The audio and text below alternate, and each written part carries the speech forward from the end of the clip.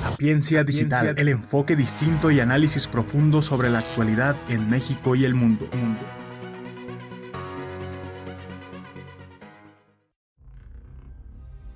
Ya sacaron las uñas. El furor del infierno se vuelca contra la Iglesia Católica. La persecución contra los cristianos es un hecho. No lo habíamos considerado porque creíamos que era ajeno a nuestro México, pero ya encendieron el fuego. El nacionalismo religioso y el control dictatorial son los peligros para las iglesias donde los cristianos son minoría. Casos como la India, Bután, la República del Congo, Nigeria, Libia, Irak, Pakistán, Yemen, Bangladesh, Somalia y China.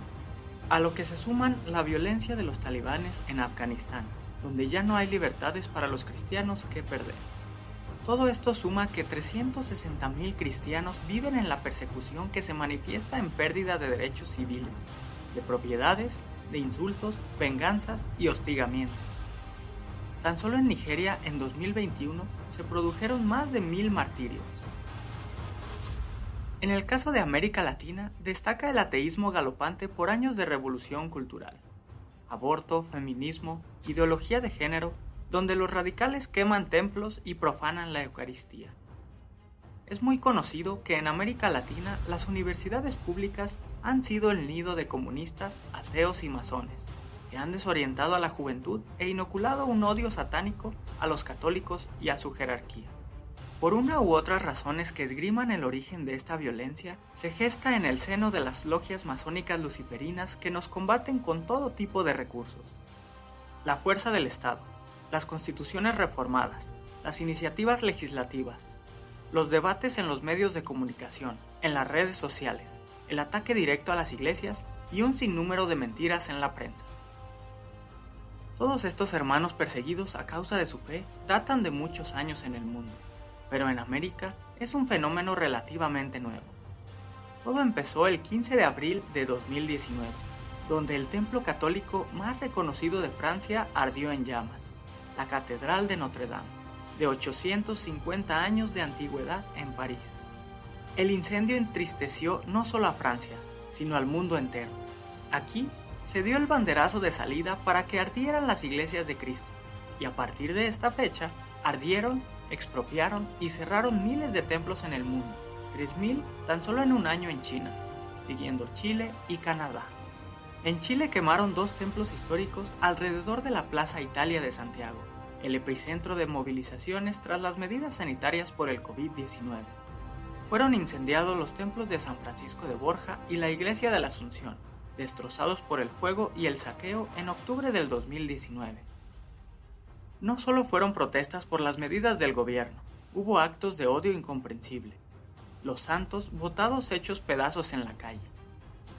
Esto nos recuerda el movimiento punk en Noruega, al invocar el mal en un aquelarre eléctrico durante el año de 1992, donde los cielos de Oslo y otras ciudades se iluminaron por llamas que abrazaron al menos 10 templos católicos, que fueron reducidos a cenizas por obra de Bart Vikernes, músico de black metal, que en 1993 asesinaría de 27 puñaladas a su colega Øystein Asser, conocido como Euronymous. Durante los siguientes 4 años fueron quemados más de medio centenar de templos y profanadas más de 15,000 tumbas. El año pasado, 2021, Canadá experimentó una oleada de actos de iconoclasia, pues se han vandalizado y quemado más de 10 templos en territorio perteneciente a las llamadas naciones originarias de Canadá. Resulta que haciendo excavaciones en las escuelas residenciales encontraron cientos de restos de niños, cuyas muertes no fueron documentadas. Luego se habló de homicidio, abuso y maltrato desde 1863 hasta 1996, tiempo en que funcionaron como escuelas residenciales o internados obligatorios en que se ingresaban niños indígenas con la intención de adoctrinarlos a la cultura europea. Esto causó indignación, y vinieron los incendios. Sin contar que fue el gobierno canadiense y no la Iglesia Católica la que implementó estas políticas con los niños indígenas, porque quería integrarlos al desarrollo social canadiense. Después de las protestas y los fuegos, se dieron cuenta que no eran fosas comunes, eran cementerios donde yacían las víctimas de enfermedades como la tuberculosis, que diezmaba en sus comunidades a niños en aquellos años. Estos ejemplos son solo una muestra de cómo manipulan los hechos para justificar el incendio de templos. Por lo pronto, en México empiezan a surgir las primeras chispas para incendiar al país, porque según el asesor de AMLO, John Ackerman, le sigue insistiendo al presidente que los dos pilares golpistas en México son la Iglesia Católica y el Ejército.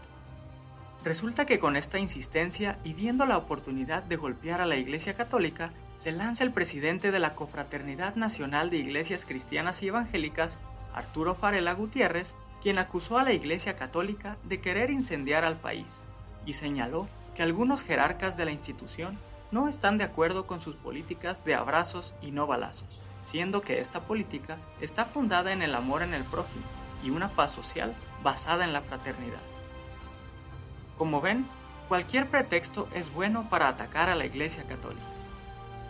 Si es una manifestación feminista contra el aborto, contra las medidas del COVID-19, o si es hasta una manipulación artística, es políticamente correcto atacar a la Iglesia. Las consecuencias de esta declaración, sin duda, se irán sumando otras parecidas durante el tiempo de reacción, hasta llegar a una abierta confrontación. México no es Canadá o Chile. México sigue siendo católico a pesar de la carga de las logias. Que ni lo intenten. ¿Qué no recuerdan la Guerra Cristera?